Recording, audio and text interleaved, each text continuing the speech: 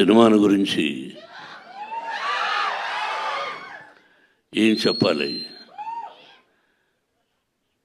విష్ణు చెప్పినట్టు చాలా చెప్పాలి. ఇది ప్రజల సినిమా, మీ సినిమా. ఈ తరానికి ఏ తరానికి ఈ సినిమా ఎప్పుడూ కొత్తదే. భక్తిభావం, ఆ భక్తి ఎలా వచ్చింది,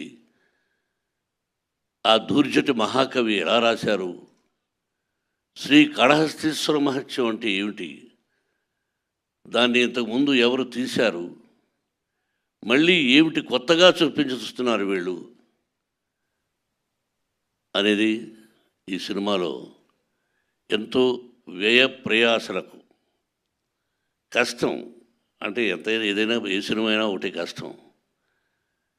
ఈ సినిమాలో అతిరథ మహారథులు పేరు పేరున కేరళ నుంచి, ఆంధ్ర నుంచి, మద్రాసు నుంచి, నార్త్ ఇండియా నుంచి, మన భారతదేశంలో 4 మూలన ఉన్నటువంటి మహానటులందరినీ తీసుకువచ్చి ఈ సినిమాలో నటింపజేశాం. వాళ్ళు ఏం చేశారు, ఎలా చేశారు అని చెబితే ఏదో డబ్బా కొట్టుకున్నట్టు అవుతుంది. ఎన్ని రోజులు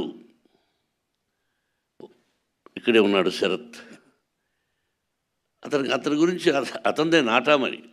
నేను పెదరాయుడు యాక్ట్ చేసిన సినిమా ఆయనదే.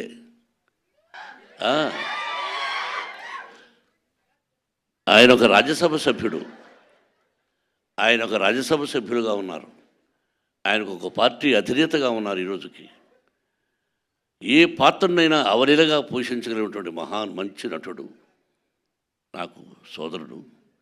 అలాగే పేరు పేరున ప్రతి ఒక్కరూ అత్యద్భుతంగా చేశారు. ప్రజలు చెప్పాలి, మీరు చెప్పాలి. ఈ టీజర్ చూసిన వెంటనే ఇది ఓన్లీ భక్తి చిత్రమే కాదు, అన్ని రకాల విష్ణుబాబు చెప్పినట్టుగా ఒక చరిత్ర, భగవంతుడు, పరమేశ్వరుడు, అంతే.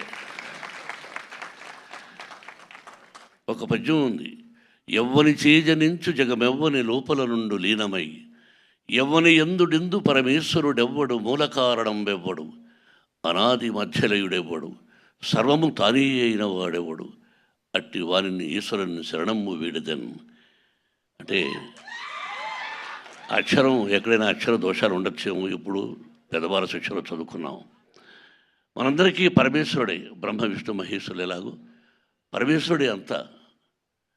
ఆయన ఆజ్ఞ ప్రకారమే మనం అంటుంటాం ఇళ్లలో, శివుడి ఆజ్ఞ లేనిది సీమైనా కుట్టదని సామెతలు మనం వింటుంటాం. మన అమ్మా నాన్న చెప్పారు అంతే. ఆయన పర్మిషన్ లేనిది ఈ సినిమా తీసుంటాం. ఆ భగవంతుని ఆశీస్సులతో సినిమా తీసాం. మీరు ఇంకా ఎన్నో ఫంక్షన్స్ చూడాల్సి వస్తుంది కన్నప్ప ద్వారా. ఇంకెంతకంటే ఎక్కువ నేను మాట్లాడదలుచుకోలేదు. మీ అందరి ఆశీస్సులు నిర్మాతగా నాకనే కాకుండా ముఖ్యంగా నా బిడ్డకు విష్ణుకి, విష్ణు టీంకి మీ అందరి ఆశీస్సులు కావాలని కోరుకుంటున్నాను. Thank you very much.